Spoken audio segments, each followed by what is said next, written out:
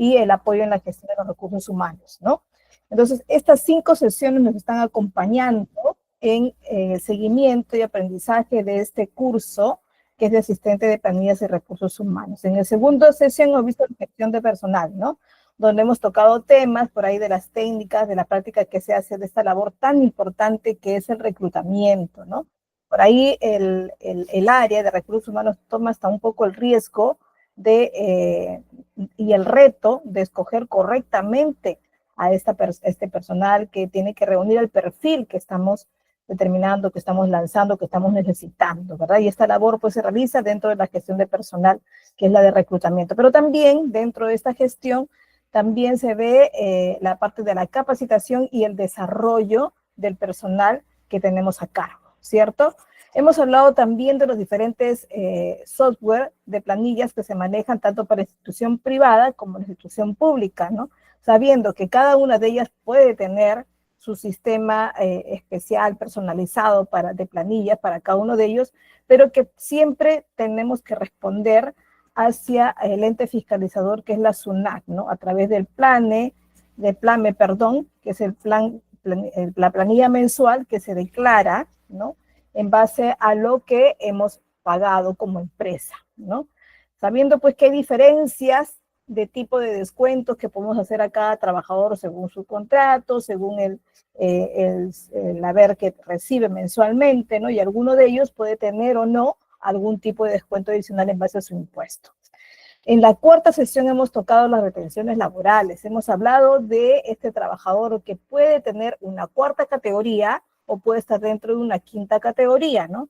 Y cada uno de ellos es la diferencia básica está, a ver si se acuerdan, a ver, como tipo examen, pero no voy a poder evaluar, pero sí me gustaría saber ahí por el chat, ¿cuál es la diferencia entre un trabajador de quinta y cuarta categoría? A ver, una principal entre los dos. A ver, chicos, coméntenme por ahí, mientras sigo comentándoles yo de qué se trató.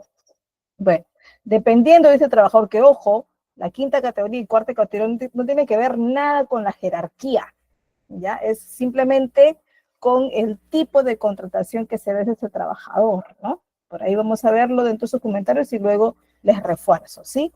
Hoy vamos a ver los beneficios sociales y les había prometido que les voy a alcanzar, que por cierto ya le alcancé a GK para que se lo alcance después, una planilla en Excel. Es una planilla básica donde ustedes van a poderla agregar incluso en varias columnas porque es totalmente editable y tiene ya las fórmulas básicas para ciertos cálculos, ¿ya? De hecho que la vamos a tocar también hoy en clase para explicarles un poquito de qué se trata, ¿ya? Es muy amigable, muy fácil de entenderla, ¿ya? Y tiene algunos conceptos, se aplican ahí algunos conceptos básicos de retenciones, de cálculos básicos donde se les descuenta al trabajador y otras en las que participa pagando el empleador. Veamos entonces de qué se trata los beneficios sociales. Dentro de ellos, los trabajadores, todos los beneficios que se tiene como trabajador, la normativa legal que está vinculada con él, tanto de obligaciones como derechos económicos, muchos de ellos, están basados en sus principios, ¿no?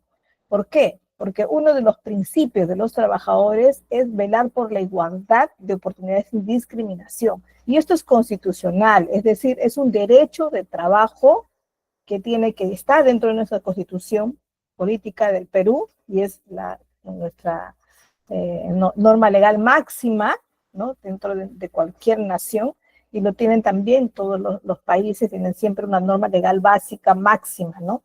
Y sobre ella se despliegan las diferentes normativas según las jerarquías de cada uno de ellos, ¿no? Entonces, tenemos igualdad de oportunidades sin discriminación. Ojo, sin discriminación racial, sin discriminación religiosa, sin discriminación de origen, tampoco. Entonces hay que ver sin discriminación de género, ¿no? Les había comentado que una convocatoria de trabajo no pueden poner que se necesita secretaria ejecutiva y administrativa que con sexo femenino, ¿no? Ya no podemos poner esto, sino que necesitamos hoy diversidad de personas en el trabajo, ¿no? También no podemos decir de nacionalidad peruana. Sabemos que en el Perú tenemos diversidad de extranjeros, ¿no? Y que también tienen derecho al trabajo, ¿no? Muchos de ellos están legalmente alojados en nuestro país. Entonces, con mucha más razón tenemos que apoyar, ¿no? Y en los que no son legales, lamentablemente siempre hay cierta ayuda, cierta flexibilidad, pero hay derechos que a veces no les acompaña por no tener la legalidad, ¿no? Lamentablemente. El carácter a los derechos es irrenunciable, es decir, si un trabajador firma con nuestra empresa y está sujeto ya en su contrato a un sueldo mensual, no podemos decirle, mira, ¿sabes qué? Renuncia, ¿no? Porque ha ocurrido esto, porque no tenemos cómo pagarte, ¿no? Entonces no podemos obligarlo a renunciar. Podemos de repente despedir, ¿no? Entonces, pero ahí nos atenemos también a las penalidades que como empleador tenemos que responder, ¿no? Porque hay beneficios adicionales que un trabajador tiene si es despedido antes del término de su contrato, ¿no? Entonces, es irrenunciable. Ellos no pueden renunciar a sus derechos, mucho menos a su remuneración. Interpretación favorable al trabajador. ¿Qué quiere decir? No es que la empresa o el sindicato de repente de los trabajadores diga, se tiene que interpretar esto en favor del trabajador, porque sí, no. Se interpreta en favor del trabajador cuando no está claro en las normativas, ¿no? Y es por eso que no solo se interpreta al libre albedrío, sino se hace un estudio para la interpretación, ¿no? Por ejemplo, en la institución pública tenemos por ahí una contradicción entre los horarios, ¿no? Todo trabajador debe trabajar sus 8 horas, pero por ahí se han ido creando varias normativas en las que dicen, no, pero si trabaja de corrido y no tiene este horario de refrigerio, como son los que trabajan en la tarde-noche, ¿no? Que ingresan a las 2 y se van a las 8 de la noche o 10 de la noche, a veces no se les clarifica específicamente un horario básico de refrigerio. Ojo, estamos hablando de los horarios básicos que son desayuno, almuerzo y cena. Las entrecomidas no son consideradas como para descanso, para refrigerar, ¿no? O sea, tienen un descanso, pero así de 5 minutos, porque una fruta, un aperitivo no amerita mucho tiempo, como el almuerzo, como el desayuno, como la cena, ¿no? Y por eso es que esos descansos de pequeñas injertas de alimentos no se consideran como contables para el descanso por alimento, ¿no? Entonces, pero, ¿qué pasa con nosotros que somos servidores públicos? Y como hubo tantas normativas que hubo contradicciones y no cosas muy claras en cuánto tiempo trabajamos y además que dentro de nuestras 8 horas deben considerarnos algo del refrigerio, entonces se llegó a la conclusión favorable al trabajador a que tenemos la obligatoriedad de trabajar computables 7 horas 45 minutos, ¿no? Sabiendo que además nuestro horario de refrigerio no puede disminuir de los 45 minutos. Entonces, en total, con 7 horas 45 más 45 minutos, debemos estar 8 horas y media en el trabajo como mínimo, ¿no? Ahora, si el refrigerio se nos anuncia como 1 hora, pues estaremos un poquito más, ¿no? Entonces, eso al final se interpretó en favor del trabajador, que teníamos dudas en si nos quedamos 2 horas por refrigerio o 1 hora de refrigerio más, ¿no? Y así, hay muchas interpretaciones que se han realizado en favor del trabajador. Hoy esperamos también que hay muchas otras ambigüedades que se tienen que realizar y estamos pues siempre con los sindicatos tratando de iniciar esas negociaciones colectivas para poder esclarecer, ¿no? Esclarecer por ahí algunas diferencias, porque sí hay diferencias, lamentablemente, de oportunidades salariales, ¿no? Entonces también se está tratando de igualar. Por ahí, por ejemplo, hace poco, la semana pasada, se anunció una bonificación especial para ciertos regímenes laborales, ¿no? En este caso, del Estado. Para el caso de la institución privada, si no tiene claro sus horarios de refrigerio, si no tiene claro algunas normativas de ingresos, de salidas o cómo responder a sus trabajos remotos, pues se responde, si no lo clarifican en sus documentos internos, se van a esclarecer en base al trabajador. Igual sucede cuando los contratos no están bien descritos, ¿no? Y ahí es donde la empresa tiene que ser bien específica, porque si no cae en favor del trabajador y por lo tanto puede caer en contra del empleador. Entonces por ahí también hay que tener mucho cuidado si somos parte de, si somos parte de la empresa, también tenemos que velar por algunos derechos de la empresa, ¿verdad? Protección a la salud y seguridad del trabajo. Todo trabajador, primero, debe estar en planilla, ¿no? Todo trabajador que que responde a un horario, o sea, que le indica que tiene que un horario de entrada y un horario de salida, tiene que tener una protección de su salud y de seguridad en el trabajo, ¿no? ¿De qué hablamos? De que si contrato a alguien, le hago firmar contrato, lo coloco en planilla, tengo que pagar como empleador una tasa, un porcentaje de su sueldo, en este caso principalmente a de salud. Adicionalmente, ¿puedo darle un seguro privado? Sí, sí lo puedo dar. ¿Puedo también darle una EPS que por ahí él paga una parte y yo pago otra? Sí, pero esto es en consenso con el trabajador. No puedo obligarlo también a que pague un EPS. Siempre se deja a libre elección de ellos en esta parte, ¿no? Porque en este caso sí se tocaría su sueldo, ¿no? ¿Qué más? Primacía de la realidad sobre la forma, primacía sobre lo que en realidad está sucediendo y no sobre la forma. ¿Qué pasa con estos tantos, dicen que feriados públicos, si no se llaman feriados públicos, sino se llaman días no laborables recuperables, ¿no? ¿Qué pasa con esos trabajadores en las que no tienen días cómo recuperarlo, ¿no? Y la realidad, por ejemplo, cuando declaran día no laborable y recuperable un 31 de diciembre, ¿no? Como alguna vez ha pasado, ¿cuándo lo recuperamos? Y hay muchos que acaban sus contratos el 31 de diciembre, entonces no hay manera de recuperarlos para ellos, ¿no? Entonces la realidad es que no va a poder, entonces tiene que velar por la realidad y no la forma, en este caso normativa que se lanza, ¿no? Por eso es que ya desde ahora cuando lanzan este día no laborable recuperable, se deja incluso a criterio de los trabajadores, ¿no? En nuestro caso, por ejemplo, cuando los docentes descansan el día no laboral recuperable, es bien difícil para algunos casos recuperar porque se tendría que recuperar por no cruzarse los horarios, se tendría que recuperar un sábado, ¿no? Y un sábado a veces se choca con el horario de los estudiantes, que en esos días ocupan para trabajar, ¿no? Entonces por ahí no se puede, o se gestiona por ahí alguna virtualidad, o se gestiona un día de no acatar ese día no laboral recuperable y se realizan las labores normales, ¿no?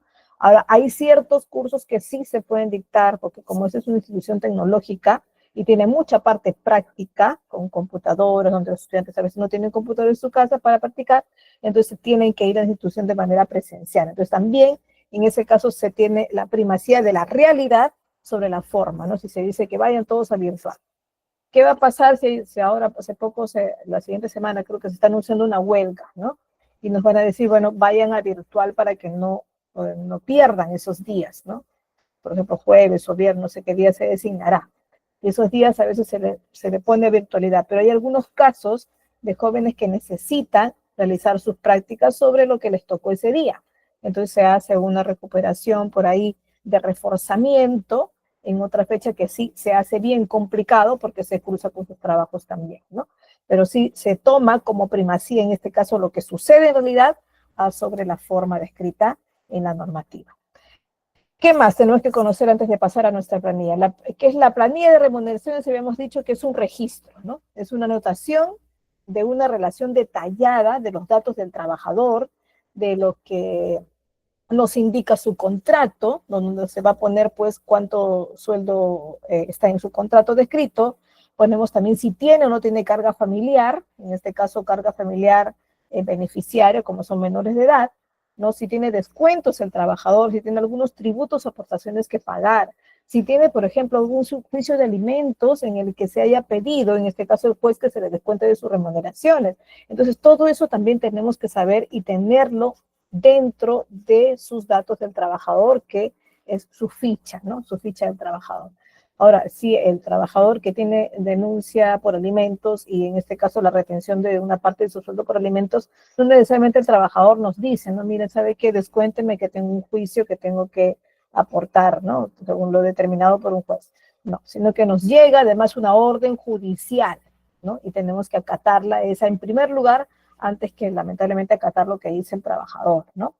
¿Qué más? Si tiene, ¿qué tipo de régimen pensionario tiene? Si tiene el privado o tiene el público, ¿no? Habíamos dicho si era AFP o ONP llamada SNP. A ver, nos comenta por ahí Bruno Farfán, nos dice cuarta categoría emite recibo por honorarios y la quinta categoría le dan boleta. ya, es una de las principales.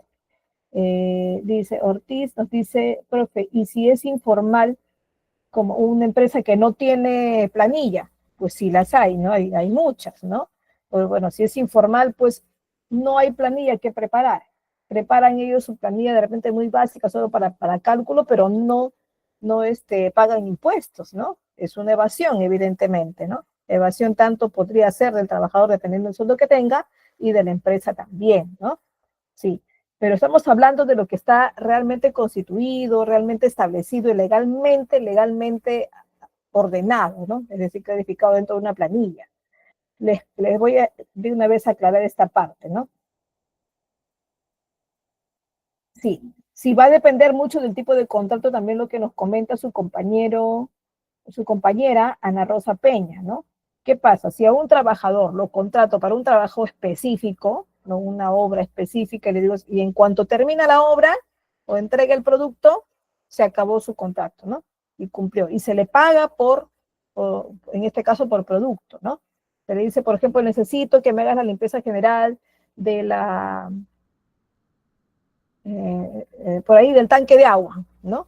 Que se hace una limpieza especial por dentro y todo, ¿no? Y es un servicio adicional que estoy pidiendo. Entonces tengo un contrato de servicio con este trabajador, que puede ser un operario de limpieza, puede ser o, o un albañil o lo que fuere, ¿no? Entonces, bueno, lo contrato y él me dará, en contrapartida de su pago, un recibo por honorarios. Y no va a pertenecer necesariamente a la planilla interna de mis trabajadores porque no es un contrato de trabajador específico. ¿Por qué? Porque no cumple un horario. Viene y realiza su labor, la termina y en el tiempo que nos ha calculado más o menos que la termina, que puede ser una semana o 3 días, acabó su función y se le pagó, ¿cierto?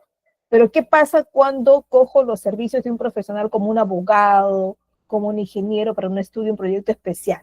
Este a veces recibe una suma mucho más grande, ¿cierto? ¿Qué pasa? Bueno, te recibe de repente unos 5.000 soles mensuales, ¿no? Por 3 meses de repente, ¿no? Entonces, esta suma sí amerita registrarla en una planilla adicional. ¿Por qué? Porque tengo que hacerle el cálculo de los impuestos, porque en este caso supera los 1.700 y pico, ¿no? Entonces sí necesito preparar, pero no es una planilla netamente remunerativa, o sea, no es de un sueldo por contrato, es de un ingreso por una profesión aparte, ¿no es cierto? Que en este caso es una remuneración por ser profesional. Y nos va a remitir su recibo por honorarios, y por lo tanto yo no le voy a entregar como empresa boleta de pago, ¿no? Sino al contrario, voy a recibir un recibo por honorarios por pagarle una bonificación, en este caso una cantidad fija, ¿no? Que hemos, de hecho, también pactado en un contrato de servicios, ¿cierto? Entonces no es un contrato de trabajo, sino es un contrato de servicios específicos, ¿ya?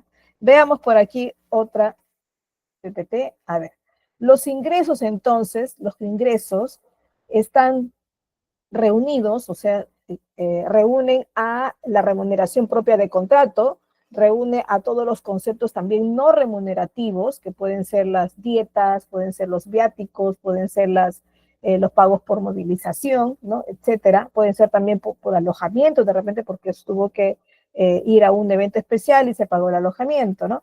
También están los beneficios, ¿no? Los beneficios del trabajador que tiene, por ejemplo, por el hecho de tener hijos, que es la asignación familiar, ¿no? También.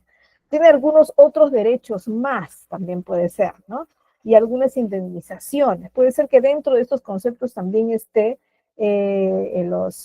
las comisiones, ¿no? Que también vendría a ser otros ingresos, ¿no? Entonces, hay un grupo de ingresos que no necesariamente es el que está pactado en el contrato, sino el que va obteniendo según el desempeño, según otros derechos que vaya adquiriendo con el tiempo, como es la asignación familiar, les había dicho, ¿no? Bueno, por definición legal, entonces, la remuneración es el íntegro de lo que el trabajador recibe por sus servicios, ¿no? En dinero o en especie también, cualquier sea la forma o denominación que tenga, siempre que sean a su libre disposición. O sea, se les da para que disponga libremente con él. Lo que se les da, por ejemplo, para que paguen su hotel, no es a libre decisión, lo tienen que utilizar para el hotel. lo que le damos para que lo utilice en sus viáticos, en gastos de alimentación, cuando viaja acompañando en un evento, pues tampoco es libre disposición. Es un ingreso, pero no forma parte de la remuneración computada, ¿cierto? ¿Qué hacemos cuando hablamos de que los contratos de trabajo me dicen de que mi trabajador debe recibir como mínimo esto, la remuneración mínima vital, ¿no? Y esta remuneración mínima vital está anunciada mediante una normativa, ¿no? En este caso tenemos la última que se anunció en noviembre, diciembre de 2024, ¿no? Y que partió, o sea, su ejecución fue a partir del 1 de enero de 2025, ¿no? Y se anunció que la remuneración mínima vital para el 2025 será de 1.130 soles, de aumentó o se incrementó 105 soles, ¿no? ¿Y por qué se toma en cuenta esto? Porque hay la asignación familiar, por ejemplo, se calcula en base a la remuneración mínima vital, ¿no? Entonces es importante conocerlo. A veces hay remuneraciones que dicen, bueno, va a ganar el doble, el 100%, el 200% de una remuneración mínima vital, ¿no? O se le anuncia que sus horas extra van a estar en función de una remuneración mínima vital, ¿no? Entonces, cada vez que sube la remuneración mínima vital, generalmente suben también algunos sueldos. Entonces, es la base imponible para muchos cálculos, ¿no? Entonces, esto es lo que hasta ahorita está anunciado desde el 1 de enero, ¿no? 1.130 soles como remuneración mínima vital. ¿Qué más? Otro de los grandes beneficios que tienen trabajadores se había anunciado que es la asignación familiar, ¿no? Esto está basado en la normativa, en la ley 29.129. Nos dice en el artículo 1, nos dice los trabajadores de la actividad privada percibirán equivalente al 10% del ingreso mínimo legal, ¿no? Por todo el concepto de asignación familiar. Es decir, recibirá el 10%, es 113, el 10%, ojo, de la remuneración mínima vital o del ingreso mínimo legal, ¿no? Siempre el 10%. ¿Qué pasa si el trabajador gana 5.000 soles? Recibirá el 10% de su sueldo. ¿Qué dicen ustedes? ¿Sí o no? A ver, respóndame. Si el trabajador gana 5.000 soles, su asignación familiar será el 10% de 5.000 soles. Ay, qué bueno que están atentos. Así es, así es. Debería tener acá 50 y tantos con la misma respuesta, ¿cierto? Claro, porque la asignación familiar, aunque nos diga, bueno, pero si gano más, debo recibir más, ¿no? Más un porcentaje igual, pero de mi real ingreso, ¿no? Pero no, porque la ley dice que es el 10%, o sea, es un pago único. Si gano 10.000 soles, si gano 20.000 soles, si gano 5.000 soles, si gano 1.500 soles, o si gano 1.130 soles, siempre será 113 soles lo que recibo. ¿Será por hijo, por cada hijo que tenga, o será por la cantidad total de hijos que tenga? Cantidad total. Si tengo 1, 2, 3, 4, 5 hijos, recibo siempre los 113 soles, o será 113 por cada hijo que tenga. Así es, así es, así es. Muy bien, dice, tienen derecho, porque dice el artículo 2, tienen derecho a percibir esta asignación los trabajadores que tengan a su cargo uno o más hijos menores de 18 años. En el caso de que el hijo, al cumplir la mayoría de edad, se encuentre efectuando estudios superiores o universitarios, este beneficio se extenderá hasta que termines dichos estudios o hasta un máximo de 6 años, porque qué tal si escoge una carrera larga, además pide licencia o pide reserva de matrícula o desaprueba cursos, repite el ciclo y su carrera se convierte en 10 años. Pues no, ¿no? Solo hasta 6 años más se prorroga. O sea, cumplió los 18 años, se puede prorrogar unos 6 años más, pero si todavía continúa estudiando, ¿no? ¿Qué más? A ver. Dice acá. El empleador, continuando con asignación familiar, el empleador deberá pagar el monto completo, así el trabajador únicamente haya trabajado un solo día al mes. A ver, ¿de qué nos dice esto? Si estamos 15 de julio y luego mi trabajador ingresa a trabajar el 2 de agosto, ¿le corresponde asignación familiar por agosto o no? ¿Sí o no? ¿Le corresponde que le paguen agosto si empezó a trabajar el 2 de agosto? Que le paguen asignación familiar, digo. Sí, porque dice basta un día, ¿cierto? Basta un día. Si trabajó solo 1 de agosto, también. Si trabajó desde el 15 de agosto, si trabajó todo el mes completo, igualito. Si es que solo un día, o ya, viendo el caso, estamos en julio, ingresa a trabajar el 31 de julio y de ahí de corrido agosto y todo lo demás. A ver, se le paga asignación familiar de julio si trabajó, si su contrato empezó del 31 de julio en adelante. Sí, porque trabajó un solo día de julio y al final de agosto si le pagan todo junto, pues cobrará doble asignación familiar, ¿no? Entonces, sí es cierto, por un solo día le corresponde esa asignación familiar de ese mes, ¿no? Valor de día efectivo de trabajo. Para tal efecto dice, el valor del día efectivo de trabajo se obtiene dividiendo la remuneración ordinaria percibida en forma semanal, quincenal o mensual entre 7, 15 o 30 días respectivamente. Es decir, si su contrato dice vas a ganar de manera semanal tal cantidad, pues se divide entre 7, lo que vale por día. Vas a ganar de forma quincenal tanto, pues se divide entre 15. Si vas a ganar de manera mensual, voy a dividir algunos días 28, 29 según caiga febrero, algunos días entre 30, otros días entre 31. ¿Cómo se hace esa división mensual?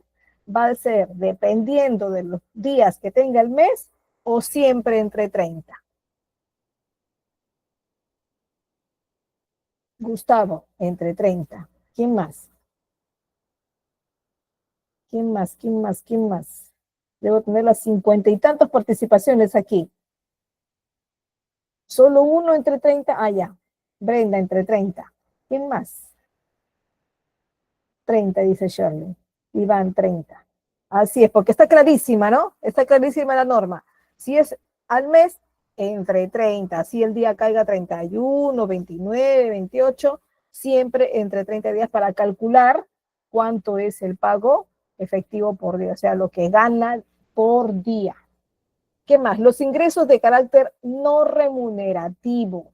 ¿Cuáles son los ingresos de carácter no remunerativo? Dice, las gratificaciones extraordinarias u otros pagos que sean entregados por el empleador ocasionalmente al título de liberalidad. Es decir, su otorgamiento, dice, no debe guardar relación con otra puntuación de servicio efectuado, no por el empleador. Son ingresos que tiene por otras razones, ¿no? Por otras razones que no tiene que ver nada con su trabajo. ¿Qué pasa cuando a un trabajador se le contrata por limpieza? Pero de pronto hay que hacer un mantenimiento. Ya. Es otro concepto ya. No te he contratado para que hagas mantenimiento, sino para que hagas limpieza. Entonces es un extra más que podría ganar, ¿no? Entonces eso es no remunerativo. No ingresa dentro de su remuneración normal como trabajador contratado. Se le puede pagar un extra incluso que sustente con su recibo pronario, sí, puede ser. El costo o valor de las condiciones de trabajo deben ser otorgados en una cantidad razonable para el cabal desempeño de su labor sin contribuir ventaja patrimonial, movilidad, viáticos, gastos de representación y vestuario, etcétera.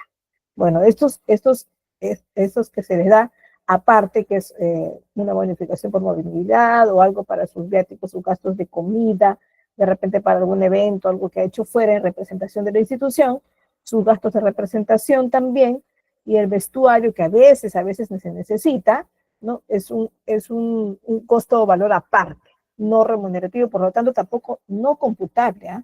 Ojo con esto. La asignación y bonificación por educación. Hay empresas que dicen, si tu hijo está estudiando de tal edad a tal edad, bueno, empieza a estudiar a los 3 años, pero le pagan creo que es de los 5 años muchas empresas, ¿no?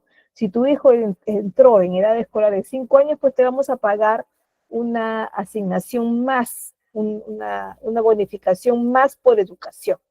Pero claro, tienes que traerme la constancia de estudios de tu hijo para garantizar que realmente esté matriculado, ¿no? Entonces, y te paga, ¿no? A veces son porcentaje que la misma empresa pone, ¿no?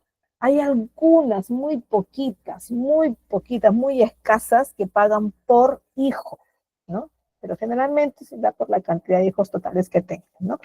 La entrega de bienes de la propia producción de la empresa. ¿Qué pasa si la empresa es un supermercado, ¿no? Y bueno, tiene sus propios productos, al mayoreo, algunos producidos por ellos mismos, ¿no? Como empresa, y le dan al trabajador un gift card mensual para que consuma nuestros productos, ¿no? Y se le da al trabajador de manera mensual una cantidad, no sé, 120 soles, por ejemplo, para que él mismo compre, pero compre en mi tienda, ¿cierto?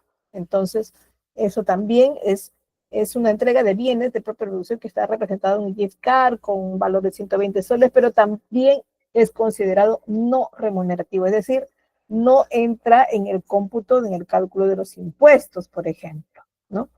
A ver, hagamos una pausita acá para explicarles pues que GCAP realmente los ha admitido en cada una de las sesiones en vivo de manera libre, de manera gratuita, y les da la gran oportunidad de obtener el certificado, ¿no? Avalado por Google Workspace for Education, ¿no? Que es un aval importante internacional que tiene el Instituto GCAP. Y para esto les permite tener la certificación con un precio promocional hasta el día de hoy, 15 de julio. Ojo, este certificado lo pueden obtener desde 50 soles o 14 dólares estadounidenses. ¿Ya? Y esta promoción está válida, no se olviden, hasta hoy. Así que no pierdan la oportunidad para documentar sus conocimientos y ser así un profesional altamente competitivo. ¿Ya? A ver, por ahí en el chat, coméntenme si ya obtuvieron el certificado, si necesitan ayuda para que se contacte con GK. A ver, quienes les falta el certificado, quienes van a obtenerlo también, ¿ya? A ver, entonces los ingresos de carácter no remunerativo, también está, por ejemplo, la canasta navideña, ¿no? Que a veces está representada por una cantidad de víveres, puesta en una caja, o de algún regalo especial, ¿no? Eso por Navidad, que a veces el trabajador mismo puede escogerlo en muchos casos, ¿no? La alimentación proporcionada diariamente por el empleador. A veces el empleador decide proporcionarle alimentos cada día, porque quizá dispone de un comedor, ¿no? Diario, entonces puede en algunos casos otorgarle el alimento gratis, ¿no? Y esto, bueno, tiene un valor, de hecho, para la empresa económico, pero si no se le cobra, pues no se considera tampoco computable. Es decir, ni aunque se le cobre, se va a hacer computable porque simplemente va a estar puesto en planilla para un descuento, ¿no? Si es que se le está cobrando, ¿no? Pero a veces, y muchas veces se le da o a precio social, precio económico, o hasta a veces gratis, ¿no? ¿Qué más? ¿Qué nos dice por acá? El tiempo trabajado que exceda de la jornada diaria o semanal se considera en este caso sobretiempo y se abona, ojo, el privado abona con un recargo a convenir que, ojo, a convenir, ¿ya? Pero que no se exceda de lo planteado en el Decreto Supremo 007-2002 del Ministerio de Trabajo. Dice, para las 2 primeras horas no podrá ser inferior al 25%. Es decir, si a la empresa le dicen, no puedes pagarle menos del 25% las 2 primeras horas, bueno, entonces tendré que cobrar lo mínimo, el 25%, ¿cierto? Ese es el recargo que le da por cada hora extra. Por hora calculado por sobre la remuneración percibida, claro. Se calcula ese 25% para las 2 primeras horas, supongamos que ha hecho 5 horas de horas extras, las 2 primeras será el 25%, ¿verdad? Y para las otras restantes, en este caso 3 horas, será el 35%, ¿no? Para cada una de ellas. Y de esa manera pues se calcula su hora extra. Esa parte es muy sencilla de calcular, esos son los porcentajes aplicados. En cuanto a las horas extras, depende del horario establecido. Aplica 25% durante las 2 primeras horas y 35% a partir de la tercera.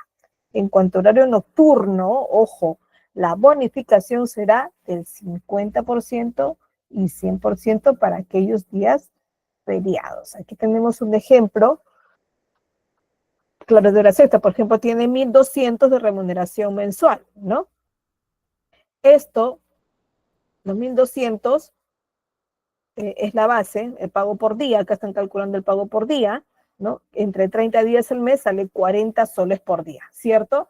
Y un pago por hora sería los 40 soles entre 8 horas, porque se calcula 8 horas de trabajo diario, ¿no? Y cobraría por hora 5 soles, ¿cierto? Entonces, la primera hora extra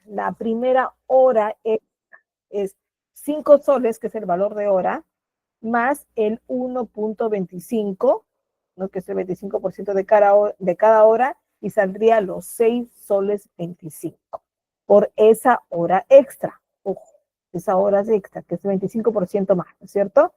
Y la segunda hora extra sería, la segunda hora también, el 25%. Entonces, de igual modo, 6.25. Y la tercera hora, esta sí, tiene que tener 35% más, ¿no? Que en este caso le sale 1.75 esa hora extra, y aumentada a sus 5 sería 6.75. Verán que hay una diferencia, ¿no? Entre la primera, la segunda y sobre todo con la tercera hora. Bueno, todos estos, 6.25, 6.25 y 6.75, son el valor de las 3 horas extras que realizó el trabajador, y por lo tanto se suman y sale 19.5. Ahora, pero esto lo realizó por 10 días, ¿no? Acá estamos calculando lo de un día nada más. Entonces, lo multiplico por 10 días y saldría 192.50, que debe figurar en su planilla como pago de las extras, ¿cierto? Ahora, ¿a cuánto asciende, dice, la remuneración por el día de descanso semanal? A ver, el día de descanso semanal para muchos es domingo como único día, en mi caso son sábados y domingos, ¿no?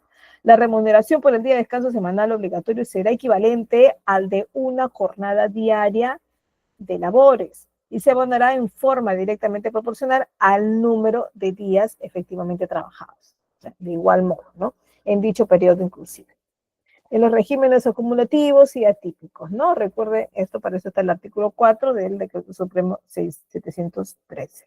A ver, ¿cuánto se debe abonar a un trabajador para laborar en su día de descanso? Los trabajadores que laboren un día de descanso sin sustituir, o sea, puedes optar por trabajar en tu día de descanso y que te devuelvan con descanso, o que te devuelvan como pago de hora extra. Ojo, esto es en la institución pública, ¿ya? Tendrá entonces derecho al pago de una retribución correspondiente a la labor efectuada más una sobretasa del 100%, ¿ya? Entonces, su pago normal y además es otra cantidad igual. Entonces, ese día gana doble, ¿no? ¿Qué pasa cuando la remuneración, a cuánto la remuneración de feriados? O sea, los trabajadores que laboren en días feriados, no laborables, claro, ¿no? Sin descanso sustitutorio, porque también puedes tener tu descanso sustitutorio en esos días feriados, ¿no? Dará lugar, pues, a un pago de retribución correspondiente también a la labor por una sobretasa de 100%, ¿cierto? ¿Qué pasa con los días feriados? El día, por ejemplo, 1 de mayo, es el Día Internacional de Trabajo, coincide con el día de descanso semanal a veces, ¿no? Coincide con un día domingo. ¿Qué pasa cuando coincide con el día domingo y además un feriado? Y este es el día de mi descanso. Pues ese día ganará 2 remuneraciones diarias, ¿no? Si el trabajador labora el día del trabajo sin descanso sustitutorio, o no devolvieron el descanso, tendrá derecho a recibir por ese día 3 remuneraciones en total. Una por su remuneración de ese día y otra 2 remuneraciones más porque correspondió un día de descanso y un día feriado, ¿no? Esa es la responsabilidad que tiene, en este caso, el empleador. ¿De qué hablamos cuando hablamos de prestaciones económicas que otorgan subsidios? Los subsidios son varios, ¿no? Uno de ellos es el subsidio por maternidad, es decir, una cesante, una gestante, se prepara para descansar mes y medio antes y mes y medio después del nacimiento, ¿no? Pero ¿qué pasa cuando la gestante logra gestionar bien su embarazo durante los últimos días y quiere no tomarlo más tarde posible su descanso para disfrutar el post con su bebé, ¿verdad? Entonces, para esto necesitamos en este caso, que la gestante lo acepte, ¿no? Y que la empresa también, ¿no? Entonces, pero tiene su derecho, pues, a estos 3 meses, ¿no? Estos meses, a veces hay algunas que toman hasta el último día de trabajo y de ahí toman los 3 meses enteros con su bebé recién nacido, ¿no? Bueno, este subsidio también se solicita en este caso a través de salud. Muchas veces puede tramitarlo la empresa como también el trabajador directamente. Pero también tenemos el subsidio de incapacidad temporal, ¿no? Para esto el salud te otorga el certificado de incapacidad temporal, ¿no? Entonces, si para esto Para esto se gestiona a través del mismo empleador o el trabajador puede hacerlo directamente en este caso de salud, a través de los diferentes formularios que se habilitan, ¿no? Pero ¿qué pasa para tener este subsidio, ¿no?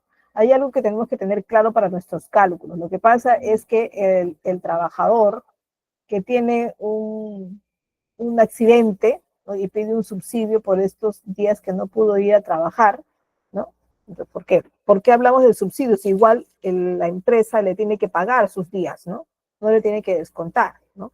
¿En qué momento se crea el subsidio? Lo que pasa es que la empresa no puede descontarle al trabajador si tuvo un descanso o una incapacidad temporal hasta 20 días, ¿no? ¿Y qué pasa si supera los 20 días? Si solo mantiene esos 20 días o menos, el empleador le paga normal todos sus días, siempre y cuando justifique que realmente tuvo un certificado de incapacidad temporal, ¿no?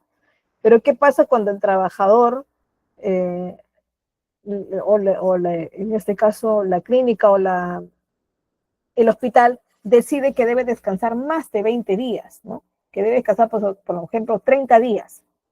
En este caso, la empresa no le descuenta los 20 días, pero el 21 día, 22, 23, 24 de 30 días ya tiene que descontarle, ¿no? Y se declara en este caso en la planilla, se coloca que tuvo certificado de incapacidad temporal de tal fecha a tal fecha. Entonces, esos siguientes días, en este caso, la empresa le descuenta al trabajador, pero el trabajador puede recibir la devolución a manera de subsidio. ¿Y quién entrega su subsidio?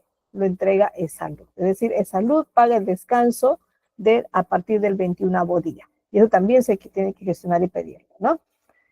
Existe también el seguro complementario de trabajo, ¿no? El SSTR, ¿no? Que se da para ciertos tipos de trabajadores que tienen algún tipo de nivel de riesgo, ¿no? Que por cierto tenemos varios niveles y según el nivel, ciertas tasas de aporte, ¿no? Aquí tenemos que no son muchas, pero está desde 0,63 hasta el 1,83, ¿verdad?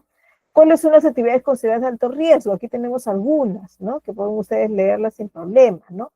Y las EPS, que es otro tipo de seguro médico con el que puede contar el trabajador, ¿no? Sabiendo que una parte lo va a pagar él y otra parte lo paga el empleador. Y sabiendo además que no puede, en este caso el empleador, dejar de pagar a ESALUD el 2,25%, ¿no? Entonces, por ahí no se quedan totalmente desprotegidos porque hay ciertas enfermedades que trata la EPS, sí que es muy favorable, pero hay que ciertas enfermedades que no pueden tratarlas y que aún así acuden a los especialistas o subespecialistas de salud, ¿no? También está el seguro Más Vida, ¿no? Que todo esto está vinculado con las diferentes aseguradoras, ¿no? Y por aquí vamos a pasar ahorita a la planilla. Voy a dejar de compartir esto para luego presentarles, voy a tener presentación, presentar toda mi pantalla, ¿ya? Voy a presentar toda mi pantalla para que puedan ver libremente el Excel que les tengo aquí. A ver, voy a apagar mi cámara también para que no haya mucha interrupción. ¿Listo? Entonces, aquí tenemos la planilla en Excel, ya que yo les he puesto acá unos 4 ejemplos, pero ustedes pueden agregarle todas las demás que quieran, ¿ya? Aquí insertan fila, han visto que yo les he puesto acá con unas sombritas verdes en el nombre de la columna de acá arriba, para que se den cuenta que en esas columnas sí pueden colocarle ustedes datos, ¿ya? Ustedes pueden digitar los datos a esto, pero donde no deben tocarlo es en la columna G, que han visto que salen de frente fórmulas, ¿no?